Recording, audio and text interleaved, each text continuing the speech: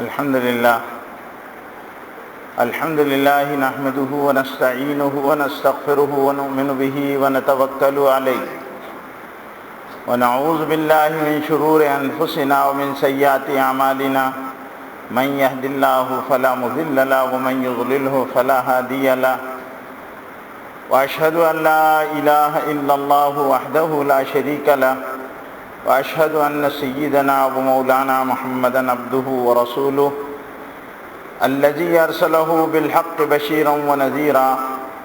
وداعيا إلى الله بإذنه سراجا وقمرا منيرا أما بعد قال الله تعالى في كلامه المجيد أعوذ بالله من الشيطان الرجيم بسم الله الرحمن الرحيم وما أرسلناك إلا شاهدا ومبشرا ونذيرا۔ میرے دینی بھائیوں بزرگوں، اللہ نے انسان کی خلقت میں یہ عنصر رکھا ہے کہ وہ دیکھ کر اور لوگوں کے درمیان رہ کر اثر کو قبول کرتا ہے۔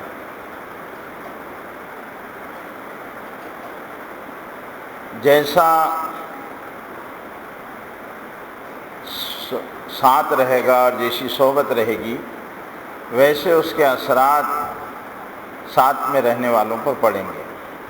اچھوں کی صحبت کے اثرات اچھے، بروں کی صحبت کے اثرات برے۔ قرآن مجید نے ایک واقعہ بیان کیا ہے۔ حضرت نوح علیہ السلام نبی ہیں، لیکن ان کا بیٹا اور اس کے ساتھ ان کو تعلق اور محبت بھی ہے۔ حضرت نوح علیہ السلام اپنے بیٹے کو سمجھا رہے ہیں، لیکن وہ حضرت نوح علیہ السلام کی بات کو قبول کرنے کے لیے تیار نہیں اور اس پر کوئی اثر نہیں ہوتا۔ وہ بروں کی صحبت میں رہتا تھا۔ حضرت نوح علیہ السلام اللہ کے نبی اور نیک تھے، لیکن حضرت نوح علیہ السلام کی باتوں کا اس پر اس لیے اثر نہیں ہو رہا تھا کہ بروں کی صحبت نے اس کو اتنا متاثر کر دیا تھا کہ اس کے اندر خیر قبول کرنے کی صلاحیت ختم ہو گئی تھی۔ تو اللہ تعالیٰ نے اس واقعے کو قرآن مجید میں بیان کیا۔ انجام یہ ہوا کہ نوح علیہ السلام کا بیٹا جب اللہ کا عذاب آیا اور اللہ نے نافرمانوں کو ہلاک کیا تو نوح علیہ السلام کا بیٹا بھی ہلاک ہو گیا۔ اللہ تعالیٰ نے اس واقعے کو بیان کیا کہ نیکوں کی صحبت نیکی کی رغبت کا ذریعہ ہے اور بدوں کی صحبت برائی اور بدی کا پیش خیمہ ہے۔ اس لیے ہمیشہ صحبتوں کے اختیار کرنے میں بہت احتیاط کی ضرورت ہے۔ ماں باپ کی ذمہ داری یہ ہے کہ وہ اپنے بچوں کا خیال رکھیں کہ وہ کن کے ساتھ رہتے ہیں، ان کی نشست و برخاست کس کے ساتھ ہے۔ شیخ الحدیث مولانا زکریا صاحب رحمۃ اللہ علیہ نے اپنی آپ بیتی میں لکھا ہے کہ میں اگر ایک سے دوسری مرتبہ نماز میں اگر کسی کے اپنے ہم عمر کے پاس کھڑے رہ جاتا تو میرے والد میرا کان پکڑتے اور کہتے تم کیوں کھڑے اس کے پاس۔ نگرانی اس طرح رکھی جاتی ہے کہ ہمارا بچہ کن لوگوں کے ساتھ بیٹھتا ہے، کن لوگوں کے ساتھ اس کی نشست و برخاست ہے، کہیں وہ بروں کی صحبت میں تو نہیں ہے اور اس پر برائی اثر انداز تو نہیں ہو رہی ہے۔ اس پر خیال رکھنے کی انتہائی ضرورت ہے۔ تو اللہ تعالیٰ نے اصل میں انسان کا مزاج ہی اس طرح بنایا ہے کہ وہ اچھائیوں کو قبول کرتا ہے اگر وہ اچھوں میں رہتا ہے اور برائیوں کو قبول کرتا ہے اگر وہ بروں میں رہتا ہے۔ ایک مشہور واقعہ حدیث کے اندر ایک قاتل کا حضور اکرم صلی اللہ علیہ وسلم نے صحابہ کو سنایا کہ ایک قاتل تھا جس نے 99 قتل کیے۔ پھر اس کو خیال ہوا کہ کیا میری بھی مغفرت ہو سکتی ہے۔ اس نے لوگوں سے معلوم کیا کہ کیا میرے جیسا مجرم اور پاپی جس نے 99 انسانوں کو قتل کر دیا ہے اس کی بھی اللہ کے پاس مغفرت ہو سکتی ہے۔ تو جس آدمی سے مشورہ کیا اس پر بڑا ناراض ہوا اور اس نے کہا کہ اتنے بڑے جرم کے بعد تم کو مغفرت کی امید، تمہاری مغفرت نہیں ہو سکتی۔ اس کو اور غصہ آیا اور اس نے اس کو بھی قتل کر دیا اور پورے 100 قتل کر دیے، لیکن اس کے اندر ایک جذبہ تھا کہ میں نے قتل تو کیے ہیں لیکن ہو سکتا ہے کوئی راستہ نکلے۔ ایک حکیم اور دانشمند کے پاس پہنچا، اس نے کہا کہنے لگے تمہاری معافی کی ایک شکل ہے، کیونکہ تم جس بستی میں رہتے ہو اور جس معاشرے اور ماحول میں رہتے ہو یہاں تمہاری طبیعت خیر کی طرف قائم رہ ہی نہیں سکتی، اس لیے تم کو یہاں سے ہجرت کرنا پڑے گی اور دوسری جگہ جانا پڑے گا۔ اگر تم دوسری بستی میں چلے جاؤ گے اور وہاں کے نیک لوگوں میں رہو گے تو ان کی نیکی کے اثر کی وجہ سے تمہارا یہ گناہ دھل جائے گا اور تم اللہ سے معافی مانگو گے تو اللہ تعالیٰ معاف کر دے گا۔ وہ چلا اس بستی کی طرف توبہ کے اور اصلاح کے ارادے سے۔ دو جذبے اس کے اندر تھے، ایک توبہ کا جذبہ، ایک اصلاح کا جذبہ، میں صحیح ہو جاؤں، میرے گناہ معاف ہو جائے۔ یہ فکر کا پیدا ہونا بہت بڑی بات ہے کہ میں صحیح ہو جاؤں، میرے معاملات صحیح ہو جائیں، میرے اعمال صحیح ہو جائیں اور میرے اندر کا بگاڑ دور ہو جائے، میں نیک اور اچھا بندہ بن جاؤں، مجھ سے اللہ پیار کرنے لگیں اور میں اللہ کی ناراضگی سے بچ جاؤں۔ تو توبہ کا جذبہ، اصلاح کا جذبہ، یہ دونوں جذبوں کے ساتھ چلا وہ، لیکن اس کا وقت اللہ کے ہاں مکمل ہو چکا تھا۔ اللہ تعالیٰ نے ملک الموت کو بھیجا کہ اس کی روح قبض کر لو۔ اب دو فرشتے ہیں، ایک اچھوں کی روح قبض کرتے ہیں، ایک بروں کی روح قبض کرتے ہیں۔ وہ دونوں فرشتے آئے اور یہ راستے میں چل رہا ہے، مسافر ہے، اور وہ نیک لوگوں کی بستی کی طرف جا رہا ہے، برے لوگوں کی صحبت کو چھوڑ کر اچھے لوگوں کی صحبت اختیار کرنے جا رہا ہے۔ تو دونوں فرشتوں میں لڑائی ہو گئی کہ نیکیوں کا فرشتہ کہنے لگے میں اس کی روح قبض کروں گا، بدیوں کی روح قبض کرنے والا فرشتہ کہہ رہا ہے کہ میں اس کی روح قبض کروں گا۔ دونوں میں لڑائی ہوئی تو اللہ تعالیٰ نے دونوں کے دلائل مضبوط تھے، کہا اس نے برائی میں زندگی گزاری ہے اور اس کے گناہ بہت ہے، ابھی اس نے توبہ نہیں کی، توبہ کے ارادے سے چلا ہے، اس لیے اس کی روح مجھے قبض کرنی ہے۔ برائی، اچھائی اور نیکیوں کی روح قبض کرنے والا فرشتہ کہنے لگا کہ چونکہ یہ نیکی اور توبہ اور انابت کی نیت سے چلا ہے اس لیے اس کی روح میں قبض کروں گا۔ اللہ تعالیٰ نے تیسرا فرشتہ بھیجا اور کہا کہ بھئی وہ ان کے درمیان آیا، تم دونوں میں لڑائی کیوں ہو رہی ہے؟ تو انہوں نے کہا کہنے لگے یہ برا تھا، اس نے 100 انسانوں کو قتل کیا تھا، مجھے اس کی روح قبض کرنی ہے۔ نیکی والا کہنے لگے مجھے اس کی روح قبض کرنی ہے اس لیے کہ توبہ کے ارادے سے چلا ہے۔ تو کہنے لگے اس کا ایک آسان حل میں آپ کو بتاتا ہوں۔ ان دونوں فرشتوں نے کہا بتاؤ۔ کہنے لگے یہ جس طرف جا رہا ہے اور جس طرف سے جا رہا ہے دونوں طرف کے مسافت کو ناپ لیا جائے، اگر یہ بروں کی بستی کے قریب ہے تو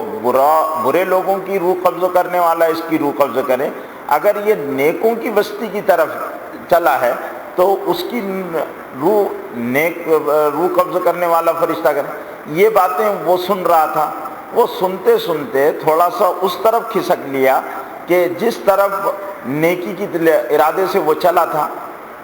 اللہ کے رسول صلی اللہ علیہ وسلم اس واقعے کو، جو کسی قوم کا واقعہ ہے، اس کو بیان فرماتے ہیں اور صحیح روایتوں میں اس واقعے کو بیان کیا گیا ہے کہ جب یہ ہوا ناپا گیا تو جتنا وہ درمیان میں ان کی بحث کے درمیان میں سرکا تھا اتنا ہی حصہ کم پڑا، یعنی اس میں، اور وہ نیکیوں کی طرف والا حصہ کم ہو گیا اور بدی والے اس سے اتنا وہ ہٹ گیا، اس لیے نیکیوں والے فرشتے نے اس کی روح کو قبض کیا۔ جب بندہ تائب ہو کر توبہ کے ارادے سے اپنی زندگی کو بدلنے کے لیے چلتا ہے تو اللہ اس کو اپنی رحمت میں جگہ دیتے ہیں اور اللہ رب العزت اس کے گناہوں کو معاف فرما دیتے ہیں۔ بڑی اللہ کی شان ہے اور اللہ اپنے بندوں کی معافی کے سامان کرتے ہیں۔ اقبال کہتے ہیں موتی سمجھ کے شان کریمی نے چن لیے، موتی سمجھ کے شان کریمی نے چن لیے، قطرے جو تھے میرے عرق انفعال کے۔ ندامت کے جو قطرے آدمی خوف خدا میں کبھی بیٹھ کر جب آنسو بہاتا ہے، اللہ کو یہ قطرے بڑے پسند آتے ہیں۔ جس طرح موتی قیمتی ہوتا ہے اس طرح بندے کے ندامت کے آنسو خدا کی نظر میں بڑے قیمتی ہوتے ہیں۔ تو میں اس واقعے کو، حدیث شریف کو بیان کر جو بات بتانا چاہتا ہوں وہ یہ ہے کہ جب آدمی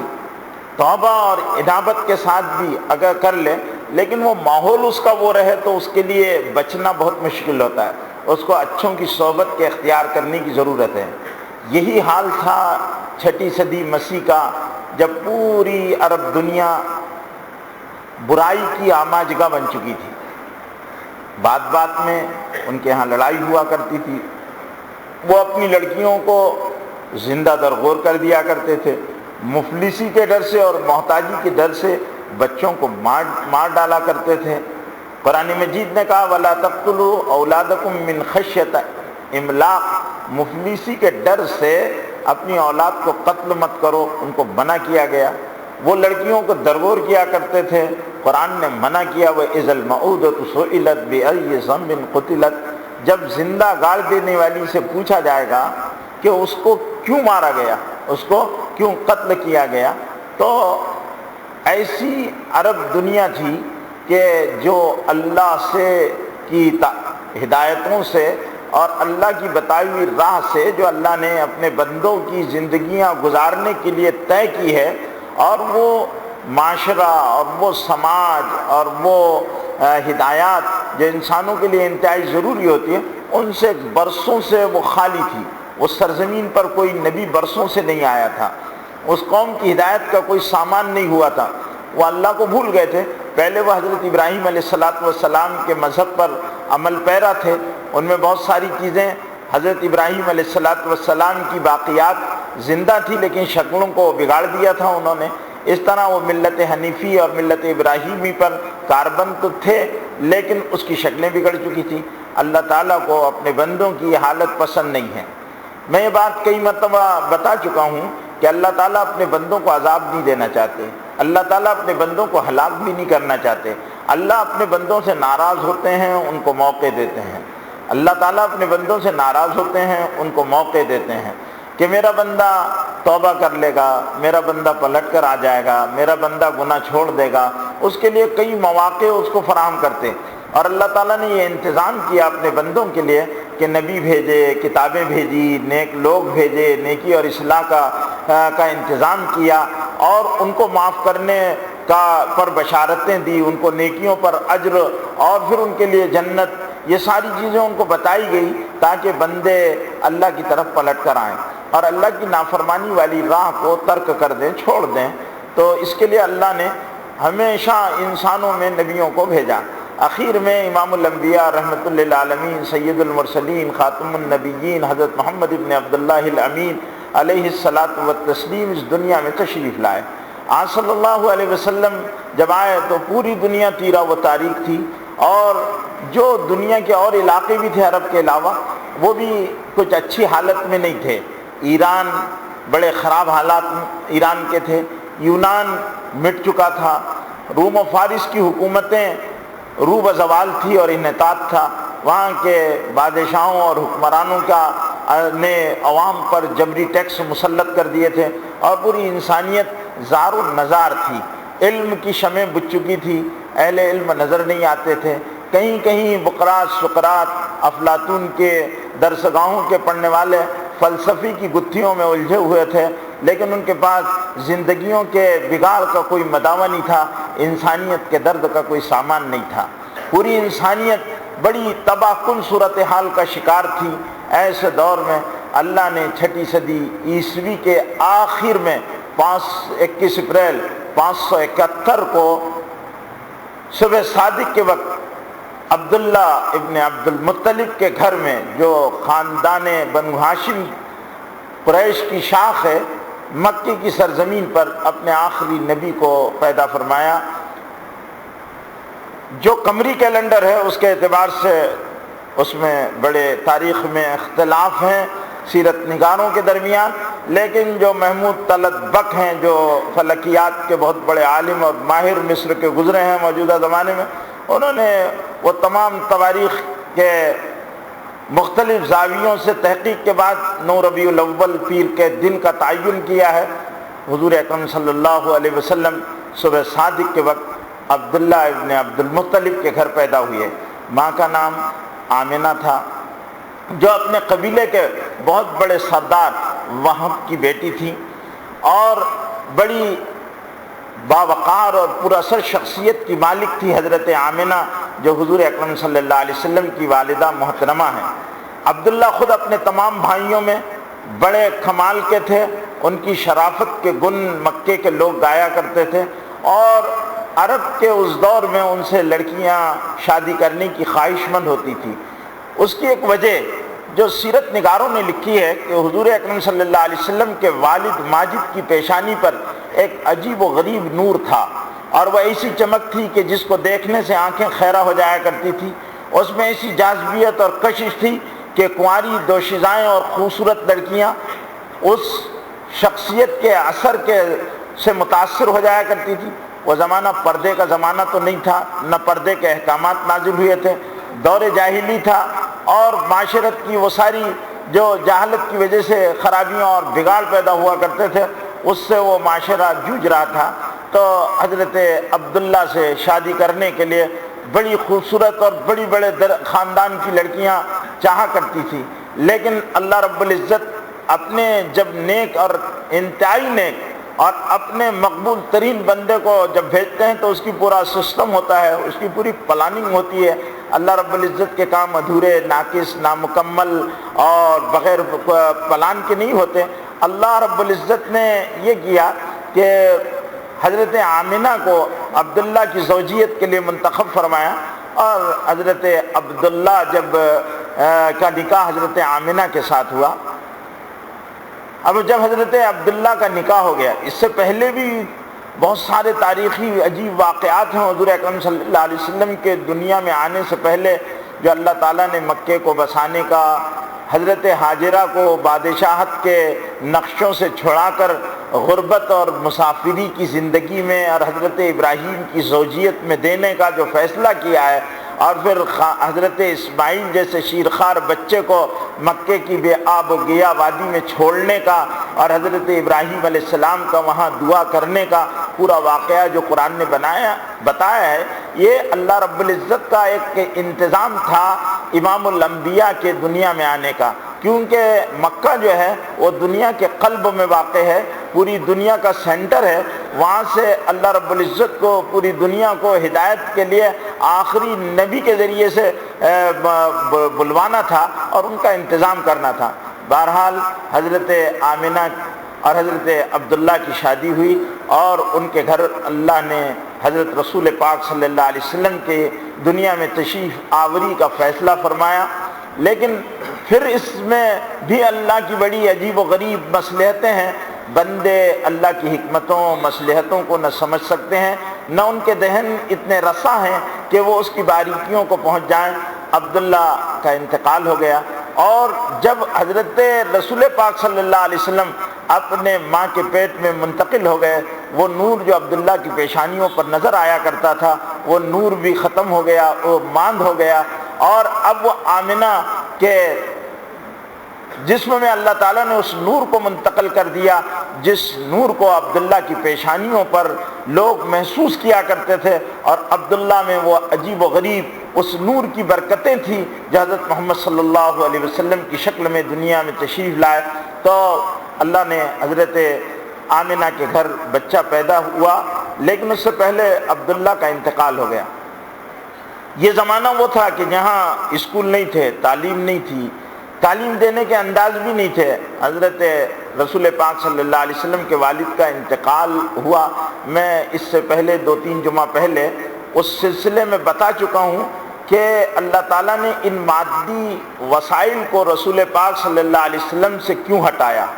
باپ کو ہٹایا، ماں کو ہٹایا، دودھ پلانے والیوں کا انتظام نہیں ہے، یہ ساری بڑی حکمتیں ہیں، اور اس سے اللہ رب العزت کی قدرت کاملہ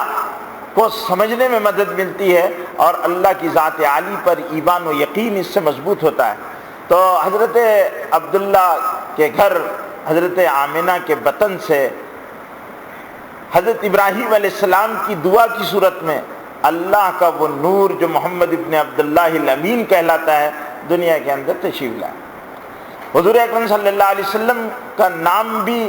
جو رکھا گیا وہ عرب کے رسم و رواج سے بالکل مختلف تھا۔ وہاں احمد اور محمد نام نہیں رکھے جاتے تھے،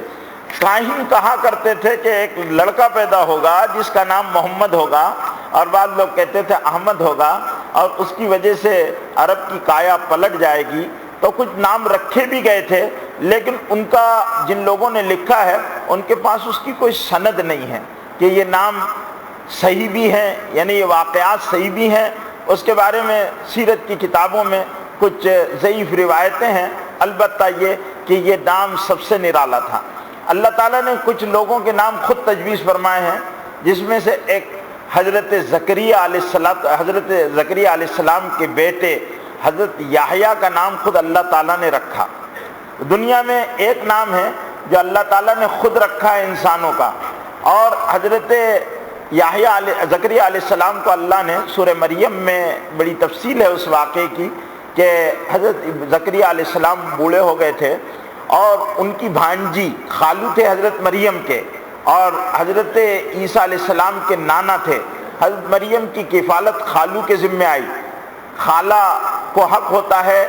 اپنی بہن کی بیٹی پر، بیٹوں پر، تو خالہ کو اللہ کے رسول نے فرمایا الخالۃ بمنزلۃ الام، خالہ ماں کے درجے میں ہے۔ تو حضرت مریم کی کفالت حضرت زکریا کرتے تھے۔ کلما دخل زکریا المحراب، جب بھی حضرت زکریا اس محراب میں آتے جہاں ان کے لیے مذہبی پیشواؤں نے، کیونکہ حضرت مریم کی پیدائش کا واقعہ بھی بہت عجیب و غریب ہے، ان کی ماں نے نظر مانی تھی،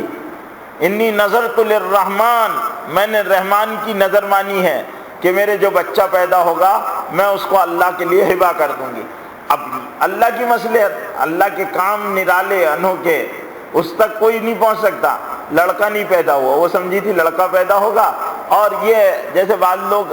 اولاد نہیں پیدا ہوتی ہے تو منتیں مانتے، طرح طرح کی دنیا میں کھوپڑیاں ہیں، تو کوئی یہ کہتا ہے کہ میرا بچہ پیدا ہوگا تو میں اس کو حافظ بناؤں گا، عالم بناؤں گا، جو بھی ہے۔ اب بچہ پیدا ہو گیا، اور بچہ حضرت مریم کے ماں جو ہیں ان کو جو لڑکا پیدا ہوا وہ لڑکا نہیں تھا، لڑکی تھی۔ اب حضرت مریم کی والدہ پریشان ہو گئی کہ میں نے تو اللہ سے یہ سمجھ کر کہ لڑکا پیدا ہوگا، اب لڑکی کہاں؟ اب کلیسا میں کیسے چھوڑوں گی لڑکی کو؟ کون اس کی نگرانی کرے گا؟ عبادت گاہ میں راہبوں اور پادریوں کے درمیان اور ان کے جو مذہبی لوگ ہیں ان کے درمیان میں۔ تو انہوں نے کہا کہ میں نے تو اللہ تعالیٰ نے فرمایا کہ مریم تم اس کو ان کے حوالے کر دو، لیس الذکر کالانثیٰ، لیس الذکر کالانثیٰ، بعض لڑکے بھی عورتوں جیسے نہیں ہو سکتے، یہ الگ قسم کی لڑکی ہے، بچی ہے، ہم اس کا سارا انتظام کریں گے۔ اب جب حضرت مریم کو وہاں چھوڑ دیا گیا تو سوال یہ پیدا ہوا کہ کون ان کی کفالت کرے گا؟ تو ان کے ہاں قرآن اندازی کی گئی، اور قرآن میں حضرت زکریا علیہ السلام کا نام آیا، کفلھا زکریا، قرآن کہتا ہے ان کی پرورش زکریا علیہ السلام کے ذمہ آئی۔ اب حضرت زکریا علیہ السلام ان کی خالو تھے، نگہداشت کے لیے آتے تھے، تو دیکھا کہ لڑکی کے پاس کھانا آ رہا آسمان سے، اور وہ بھی کھانا بہت عجیب و غریب میں مزے ذائقوں کے کھانے آتے تھے۔ کلما دخل زکریا المحراب وجد عندها رزقا، تو جب بھی گئے تو ان کے پاس کھانا، تو حضرت زکریا علیہ السلام سرپرست تھے، ان کا پوچھنا ایک فطری امر تھا۔ کہا کہ انا لکی ھذا یا مریم، انا لکی ھذا، یہ کہاں سے آ رہا ہے، یہ تم کو کون لا کر دیتا ہے؟ تو انہوں نے کہا قالت ہوا من عند اللہ، یہ اللہ کی طرف سے آتا ہے۔ حضرت زکریا علیہ السلام اللہ کے نبی تھے، بس جب دیکھا کہ بچی اتنی شان کی ہے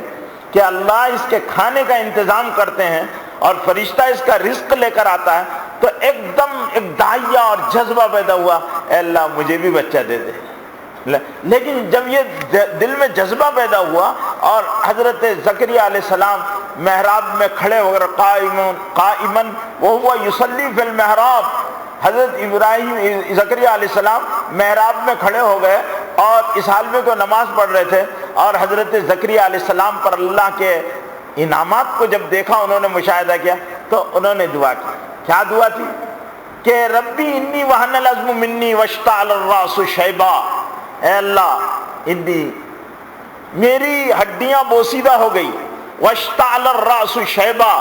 اور بڑھاپے نے میرے سر کو چمکا دیا ہے، بال سفید ہو گئے، پورا بڑھاپا مجھ پر غالب آ گیا، واشتعل الراس شیبا، بوڑھا ہو گیا ہوں۔ اور ظاہر بات ہے کہ بوڑھا ہونے کا مسئلہ کیا ہے، بال سفید ہو گئے ہیں، اور وہن العظم، میری ہڈیاں کمزور ہو گئی، یعنی بچہ پیدا ہونے کی صلاحیت جو اللہ نے انسانوں کے اندر رکھی ہے سبب کے درجے کی، وہ میرے پاس سے ختم ہو چکی ہے، لیکن قدرت آپ کی ہے، ہم سبب کے محتاج ہیں، آپ تو سبب کے محتاج نہیں۔ حضرت زکریا علیہ السلام کی عبدیت دیکھو، اے اللہ میں بندہ ہوں، میں تو محتاج ہوں، آپ تو محتاج نہیں، میرے پاس وسائل نہیں، میرے پاس وہ صلاحیت نہیں، لیکن آپ کو صلاحیت کی ضرورت نہیں، اے اللہ مجھے ایک لڑکا دے دیجیے، مجھے ایک بچہ دے دیجیے۔ دعا کر رہے ہیں حضرت زکریا علیہ السلام، واشتعل الراس شیبا۔ پھر انہوں نے دعا کی، ربی حب لی من لدنک ولیا، اے اللہ میرا جانشین بنا دیجئے، ربی حب لی من لدنک ولیا، مجھے ولی۔ اللہ تعالیٰ نے کہا ٹھیک ہے تم کو بچہ دیں گے، دعا قبول، دعا قبول۔ اللہ کے راز ہیں، حضرت ابراہیم علیہ السلام کو بھی بچے نہیں ہوئے، بوڑھے ہو گئے، تو اللہ نے ان کو بھی بچہ دیا۔ تو قرآن کہتا ہے کہ جب حضرت ابراہیم علیہ السلام کے ہاں فرشتے آئے تو ان کی وہ انتظام میں لگ گئے کھلانے کے لیے، مہمان آئے تو مہمانوں کو حضرت ابراہیم علیہ السلام مہمان نوازی کے لیے لگ گئے۔ انہوں نے ایک بکری کا بچہ لایا، اس کو بھونا، چھیلا اور اس کو تندور کیا اور لا کر مہمانوں کے سامنے رکھ دیا۔ تو انہوں کے ہاتھ نہیں بڑھے وہ لوگوں کے، تو حضرت ابراہیم علیہ السلام کو ڈر لگا کہ کہیں دشمن تو نہیں ہے۔ اس زمانے میں کسی سے دشمنی ہوتی تھی تو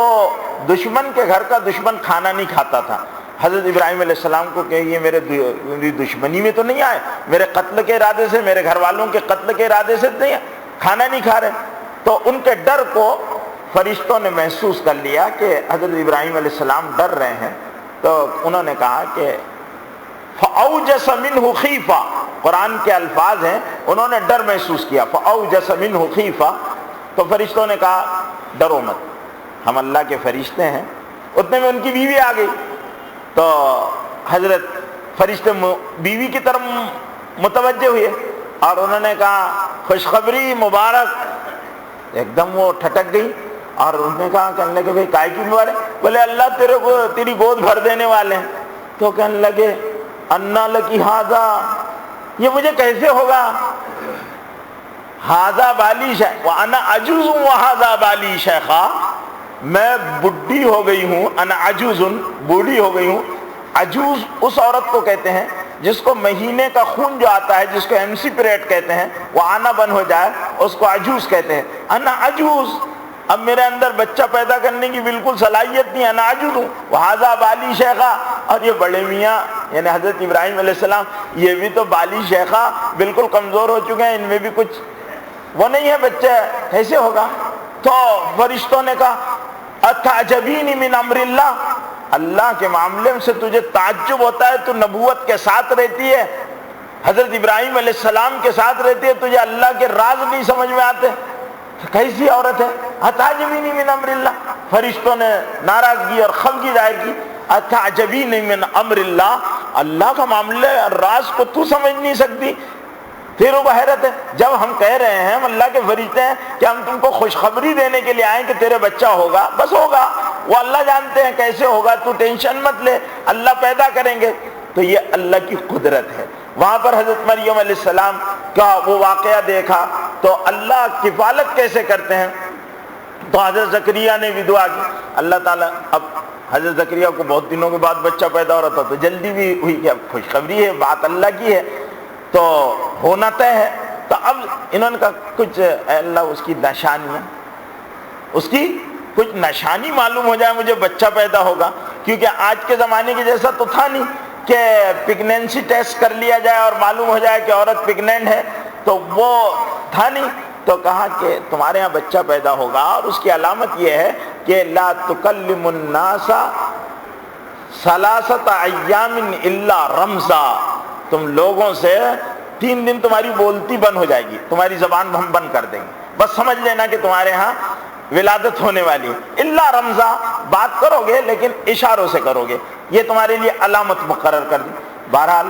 جب حضرت زکریا، اور اللہ کہتے ہیں کہ اس کا نام یحییٰ ہوگا، وَلَمْ نَجْعَل لَهُ مِن قَبْلُ سَمِيًّا، اور ہم نے اس سے پہلے دنیا میں یہ نام کسی کا نہیں رکھا۔ لم نجعل لہ من قبل سمیہ، اس سے پہلے یہ نام نہیں رکھا گیا، ان کا نام یحییٰ ہوگا، اللہ نے نام رکھا۔ حضرت زکریا کے ہاں بچہ پیدا ہوا، ان کا نام اللہ تعالیٰ نے یحییٰ رکھا۔ بعض عارفین کہتے ہیں کہ جس کے ہاں اولاد نہ پیدا ہوتی ہو، یہ عارفین کا قول ہے، کوئی معجون نہیں بتا رہا ہوں میں، بھئی ہو سکتا ہے کہ اللہ سے یقین کے ساتھ آدمی یہ عمل کرے اور اللہ رب العزت اس کی گود کو بھرنا چاہے تو اللہ تعالیٰ اس کی گود بھر دے، کہ جو عورت مغرب کی نماز کے بعد سورہ مریم کو پڑھے اور سورہ آل عمران کی ابتدائی آیتوں کو پڑھے اور اپنے دل میں یہ نام، یہ عزم کرے کہ میں اپنے بچے کا نام محمد یحییٰ رکھوں گی، اور اس کا باپ بھی یہ، اور اس کا باپ نماز کے بعد ربی لا تذرنی فردا وانت خیر الوارثین، یہ دعا حضرت زکریا علیہ السلام کی ہے، ربی لا تذرنی فردا وانت خیر الوارثین، اے اللہ مجھے تنہا مت چھوڑ، میرا وارث پیدا کر دے، تو اللہ تعالیٰ اس کو اولاد دیں گے، اس کی گود کو بھر دیں گے، اس کے ہاں اولاد ہوگی۔ تو یہ عمل کے درجے کی چیز ہے، یقین شرط ہے، اللہ کے معاملات عجیب ہیں، بندوں کی عقل کام نہیں کرتی ہے، اور اللہ جب کرنا چاہتے ہیں تو حیرت انگیز طریقے سے کر دیتے ہیں۔ کبھی کبھی بہت زیادہ عمر میں بھی بچے پیدا ہوتے ہیں، اور مایوسی کے بعد اللہ تعالیٰ اولاد دیتے ہیں، اللہ سے کبھی مایوس نہیں ہونا چاہیے، اللہ کے راز اللہ جانتے ہیں۔ حضرت ابراہیم کو اولاد دی اللہ تعالیٰ نے، 2 بچے دیے، ایک کا نام اسحاق تھا، ایک کا نام اسماعیل تھا، ایک بچہ حضرت سارہ کو دیا، ایک بچہ حضرت ہاجرہ کو دیا۔ حضرت ہاجرہ کے بیٹے حضرت اسماعیل جد امجد ہیں حضرت محمد صلی اللہ علیہ وسلم کے، جن کو مکے میں اللہ نے بسایا تھا، اور پھر اللہ نے ان کی ذریت میں برکت دی، اور ان کے حضرت اسحاق کی اولاد میں تو خوب نبی پیدا کیے، حضرت اسماعیل علیہ السلام کی اولاد میں صرف ایک ہی نبی پیدا کیا، اور وہ نبی ہے امام الانبیاء حضرت محمد صلی اللہ علیہ وسلم۔ اب حضور صلی اللہ علیہ وسلم کے لیے وہ ختم کیا گیا، وسیلے پیدا ہوئے، تو نام اللہ کے یہاں حضور صلی اللہ علیہ وسلم کا احمد بھی ہے اور محمد بھی ہے۔ اللہ نے عرش الہی پر یہ طے کر دیا کہ عبداللہ کے گھر جو بیٹا پیدا ہوگا اس کا نام محمد ہوگا، احمد ہوگا۔ حضرت عیسیٰ علیہ السلام نے احمد کے نام سے خوشخبری دی تھی، یاتی من بعد اسمہ احمد، میرے بعد اب کوئی نبی نہیں آئے گا، صرف ایک نبی آئے گا، یاتی من بعد اسمہ احمد، اور جو میرے بعد نبی آئے گا اس نبی کا نام احمد ہوگا، اس کا نام کیا ہوگا؟ احمد ہوگا۔ جب حضور اکرم صلی اللہ علیہ وسلم کی ولادت ہوئی تو ماں نے آپ کا نام احمد رکھا، نام احمد رکھا، بہت زیادہ تعریف کے قابل، بہت زیادہ تعریف کے قابل احمد رکھا، اور دادا کو خبر کہلوائی اپنی ایک باندی کے ذریعے سے کہ جاؤ بچے کے دادا، باپ کا تو انتقال ہو چکا تھا، بچے کے دادا کے ذریعے سے خبر دے دو، وہ حرم میں تھے، بیت اللہ میں تھے، قوم کے سردار تھے عبد المطلب، ان کو خبر دے دو کہ تمہارے یہاں بچہ پیدا ہوا۔ وہ دوڑے آئے، ان کو اپنے بیٹے عبداللہ سے بڑی وہ تھی، اور انہوں نے منت بھی مانی تھی، اس منت کا واقعہ بھی سیرت کی کتابوں میں بڑا تفصیل سے آیا ہے، اور انہوں نے 60 اونٹ قربان کیے تھے جب عبداللہ کی جان بنی تھی کہ میں اپنے 12 بیٹوں میں سے ایک بیٹے کو ذبح کر دوں گا، اور قرعہ فال نکلتا تھا عبداللہ کے نام پر، اور کوئی تیار نہیں تھا کہ عبداللہ ذبح کیے جائیں، تو اس کی تجویز 100 اونٹوں کی قربانی کی شکل میں ان کی جان کا فدیہ دیا گیا تھا۔ تو پھر یہ ہوا کہ حضرت عبد المطلب آئے اور انہوں نے اپنے پوتے کو گود میں لیا اور لے جا کر خانہ کعبہ کا طواف کیا، اور اس کا نام محمد رکھا، ماں نے نام احمد رکھا، دادا نے نام محمد رکھا۔ حضور اکرم صلی اللہ علیہ وسلم جس ماحول، مکے کا ماحول، مکہ ایک تجارتی منڈی تھی جہاں پہلے ملک شام سے اور عراق سے اور مصر سے تاجر لوگ اپنا مال تجارت لایا کرتے تھے اور مال بیچا کرتے تھے، وہاں کے قریب کے اطراف کی بسیں، اور وہاں کے قریش جو تھے وہ تاجروں کی جماعت تھی، مال خریدا کرتے تھے، بیچا کرتے تھے، البتہ بگاڑ بہت زیادہ تھا۔ اللہ کا گھر جو خانہ کعبہ کی عبادت کے لیے بنایا گیا، حبل، عزا، لات، منات اور پتہ نہیں کن کن بتوں کی عبادت کا مرکز بن گیا تھا، اور ایک خدا کو انہوں نے فراموش کر دیا تھا۔ رب کعبہ کو رب کعبہ تو مانتے تھے، لیکن رب کعبہ کے ساتھ وہ دوسرے معبودوں کو بھی اس کا ہمسر اور شریک مانا کرتے تھے۔ اللہ تعالیٰ کو اپنے ان بندوں کی عادت اور یہ مزاج اور ان کا اس طرح زندگی گزارنا اور ان کی خونخواری اور ان کی برائیاں اللہ کو پسند نہیں تھی۔ اللہ تعالیٰ نے آخری بار دنیا کی اصلاح کے لیے اپنے آخری نبی اور آخری کتاب کے اتارنے کا فیصلہ کیا، اور اس کا سلسلہ اس طرح شروع ہوا کہ حضرت محمد صلی اللہ علیہ وسلم دنیا میں تشریف لائے تو آپ کے والد کا انتقال ہو گیا۔ پھر عربوں کا ایک دستور تھا کہ شرفاء کے ہاں دودھ پلانے والیاں اپنے بچوں کو دودھ نہیں پلایا کرتی تھی۔ شرفاء کے ہاں، اچھے جو بڑے خاندان تھے، ان کے ہاں عورتیں دودھ نہیں پلایا کرتی تھی، اور وہ دودھ پلانے والیوں کے حوالے کر دیے جاتے تھے۔ پہلے تو دودھ حضرت آمنہ نے پلایا، سب سے پہلے حضور صلی اللہ علیہ وسلم کو دودھ ان کی اماں نے پلایا۔ پھر اس کے بعد ابو لہب، جس پر قرآن مجید میں لعنت بھیجی گئی ہے، یہ حضور اکرم صلی اللہ علیہ وسلم کا چچا تھا ابو لہب، لیکن بعد میں بڑا دشمن بن گیا حضور صلی اللہ علیہ وسلم کا۔ اس ابو لہب کی ایک باندی تھی جن کا نام سویبہ تھا، انہوں نے دودھ پلایا۔ انہی سویبہ نے حضرت حمزہ، حضور صلی اللہ علیہ وسلم کے چچا ہیں حضرت حمزہ، ان کو بھی دودھ پلایا تھا، اور ان کو بھی دودھ پلایا۔ سویبہ نے دودھ پلایا۔ اس کے بعد وہاں عیب لگاتی تھی عورتیں کہ یہ بہت غریب ہے، اس کے ہاں تو دودھ پلانے والیوں کا بھی کوئی انتظام نہیں، تو قبائل کی عورتیں آیا کرتی تھی اور بڑے رئیسوں کے گھرانوں کے بچوں کو لے جا کر اپنے اپنے علاقوں میں دودھ پلایا کرتی تھی۔ تو وہ ایک موسم ہوتا تھا، اسی موسم میں وہ عورتیں دودھ پلانے کے لیے آیا کرتی تھیں۔ دودھ پلانے والیاں آئی تو ایک قافلہ بنو بکر ابن سعد کے قبیلے کی عورتوں کا بھی آیا، جس میں ایک بڑھیا تھی جس کا اونٹ مریل تھا اور چلتا نہیں تھا۔ وہ اپنی سہیلیوں کے ساتھ پیچھے رہ جایا کرتی تھی، اور ان کی سہیلیوں کو ان کی وجہ سے رکنا پڑتا تھا کہ ان کا اونٹ ساتھ میں آ جائے، وہ بھی ساتھ میں شریک رہ جائے، ورنہ وہ زمانہ ایسا تھا جس میں قافلے لوٹ لیے جاتے تھے اور لوگوں کو غلام بنا لیا جاتا تھا، ان کو انسانوں کے بازار لگا کرتے تھے، انسانوں کو بازاروں میں بیچ دیا جاتا تھا، وہ دور تھا۔ تو حضرت حلیمہ کو کے لیے رکتی تھی۔ مکے میں حضرت حلیمہ پہنچی تو ان سے پہلے وہ اپنی اونٹیاں دوڑاتی ہوئی انہوں نے اچھے اچھے گھرانوں کے بچوں کو دودھ پلانے کے لیے لے لیا۔ حلیمہ بھی آئی تو ان کے لیے کوئی بچہ، ساری دودھ پلانے والیوں کے پاس حضرت رسول کریم صلی اللہ علیہ وسلم کو پیش کیا گیا کہ یہ عبداللہ، عبد المطلب جو قوم کے سردار ہیں، ان کے پوتے ہیں، عبداللہ کے بیٹے ہیں، ان کے باپ کا انتقال ہو چکا ہے، ان کو کوئی دودھ پلانے کے لیے لے۔ لیکن دودھ پلانے والیاں دودھ پلانے کے لیے اس لیے قبول کرنے کے لیے تیار نہیں تھی، باپ ہے نہیں، ہم کو تو اچھی خاصی انکم ہو جاتی ہے، کون اس بچے کو ہم دودھ پلائیں گے اور اس کو دودھ پلانے کے لیے لے لیں گے تو کون ہم کو دے گا؟ اس لیے جو دودھ پلانے والی آئیں، دیکھتی، بات سنتی، بچے کو دیکھ کر چلی جاتی۔ حلیمہ بھی آئی، حلیمہ کے سامنے بھی پیش کیا گیا۔ سیرت نگاروں نے لکھا ہے کہ پہلی ہی نظر میں حلیمہ نے پیار بھری نظر سے رسول پاک صلی اللہ علیہ وسلم کو دیکھا، اور اس محبت والی نظر نے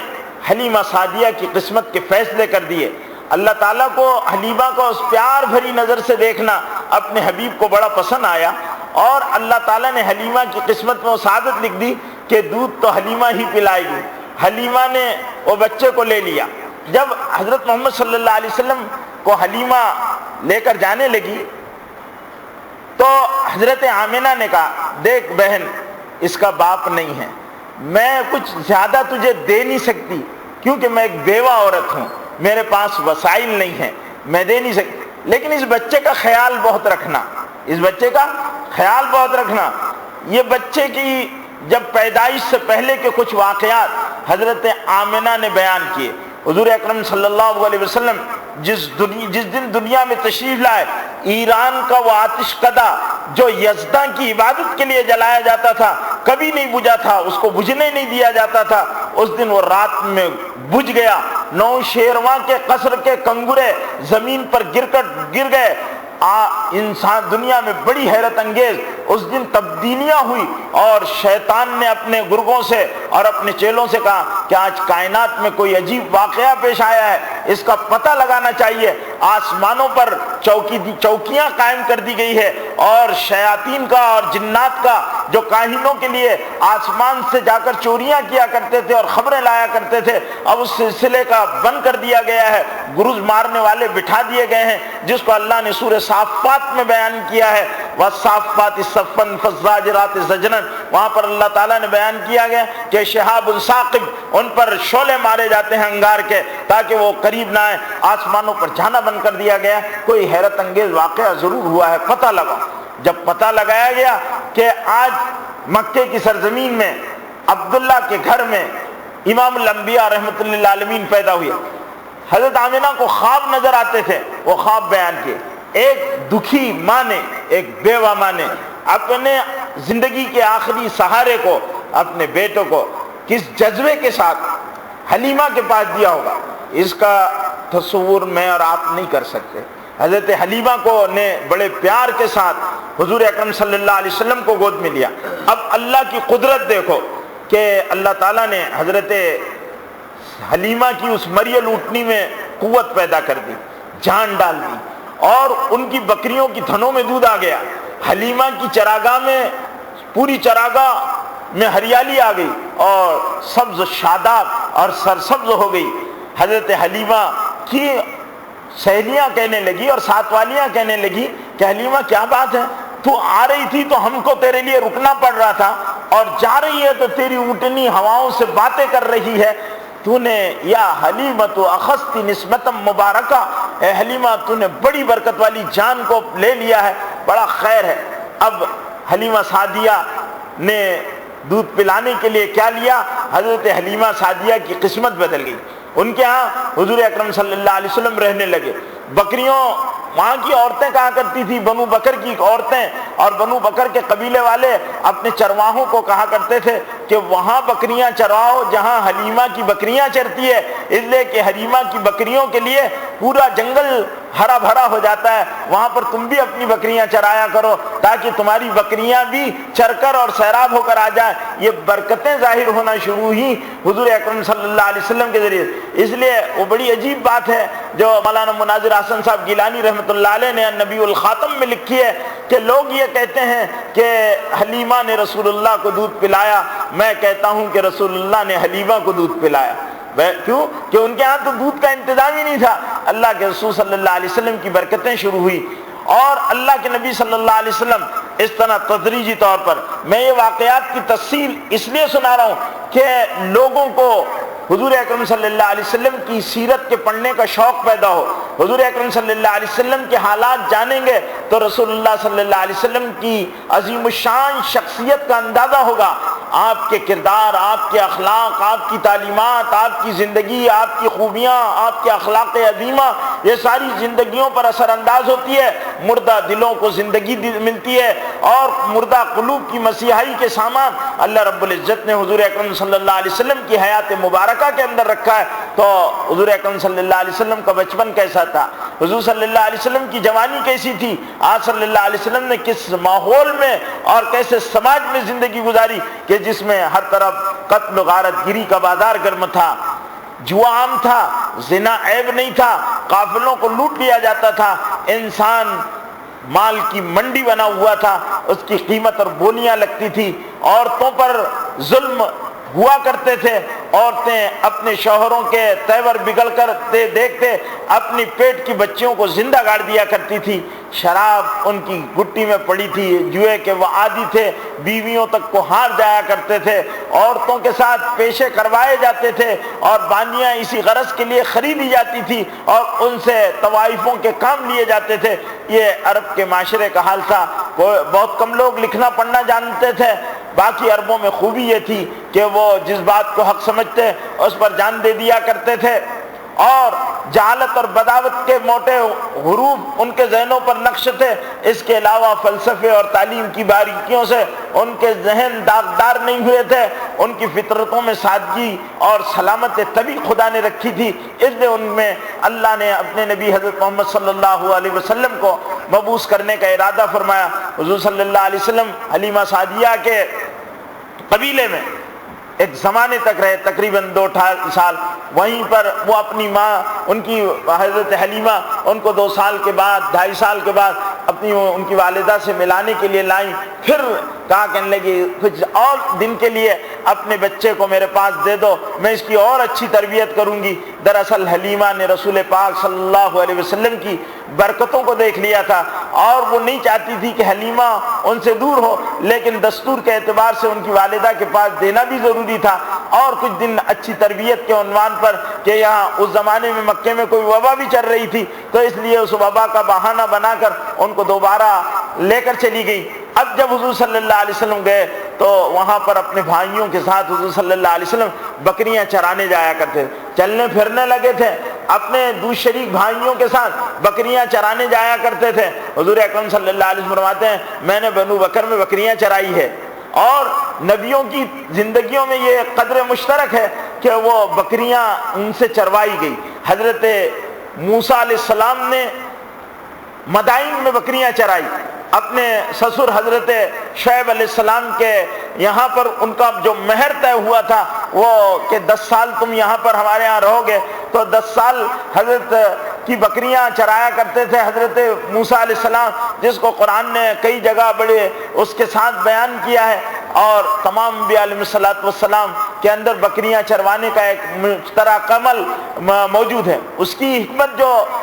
علماء نے لکھی ہے وہ یہ ہے کہ بکریوں کا مزاج الگ ہوتا ہے، ایک کو اگر آپ سنبھالنے جائیں گے تو دوسری بھاگے گی، دوسری کو پکڑنے جائیں گے تو تیسری نکل جائے گی، وہ ایک جگہ رہ نہیں سکتی، ان کو بڑی لاٹھی اور بڑی لٹ رہتی ہے چرواہے کے بعد، لیکن وہ اس کو زیادہ زور سے مار بھی نہیں سکتا، بکری بڑی نازک جان ہوتی ہے، اگر مارو گے تو مر جائے گی یا ہاتھ پیر اس کے ٹوٹ جائیں گے، اس لیے اس کو سختی نہیں کی جا سکتی، تو اس کو بڑے پیار سے سنبھالنا بھی پڑتا ہے۔ تو انسانوں کو کی گلہ بانی کے لیے اور انسانوں کی ہدایت کے کام کے لیے وہ تحمل کی ضرورت ہوتی ہے جو چرواہے بکریوں کو چرانے میں اپنے اندر ان کے اندر پیدا ہوتا ہے۔ اللہ تعالیٰ نے تحمل پیدا کرنے کے لیے وہ اسباب پیدا کیے۔ حضور صلی اللہ علیہ وسلم بنو بکر میں بکریاں چرا دیں۔ ایک دن یہ ہوا کہ بکریاں چرا رہے تھے کہ 2 آدمی آئے اور وہ اجنبی لوگ تھے، انہوں نے حضور صلی اللہ علیہ وسلم کو اٹھایا اور لے کر چلے گئے۔ اب ان کے جو دوسرے شریک بھائی تھے وہ گھبرا گئے، اور انہوں نے دیکھا کہ انہوں نے رسول پاک صلی اللہ علیہ وسلم کو لٹایا ہے اور کچھ چیزیں نکالی، اور پھر آپ کے قلب اطہر کو شک کیا، اور آپ کے اس میں وہ تو فرشتے تھے، اور انہوں نے آپ صلی اللہ علیہ وسلم کے قلب اطہر کو شک کیا۔ یہ پہلا شق صدر تھا، حضور صلی اللہ علیہ وسلم کے 4 مرتبہ سینے مبارک کو شک کیا گیا، یہ پہلا شق صدر تھا، سینے کو چاک کیا گیا اور اس میں سے کچھ چیز نکالی گئی، اور پھر سینے مبارک کو بند کیا گیا، اور پیچھے ایک ایسا مسا نما داغ لگایا گیا، تو وہ پیچھے 5 مسے تھے حضور صلی اللہ علیہ وسلم کے، جو جس کی شکل محمد کی بنتی تھی، جو ختم نبوت کی مہر تھی کہ اب کوئی نبی آنے والا نہیں ہے۔ حضور اکرم صلی اللہ علیہ وسلم تو اب یہ بھائی ان کے اپنی اماں حلیمہ کے پاس دوڑتے گئے، اماں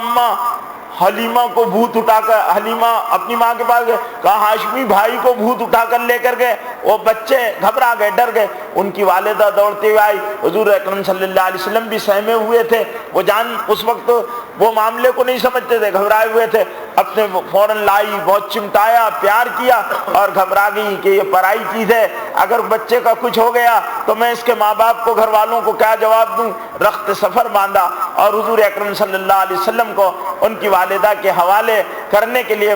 مکے کی طرف روانہ ہو گئی۔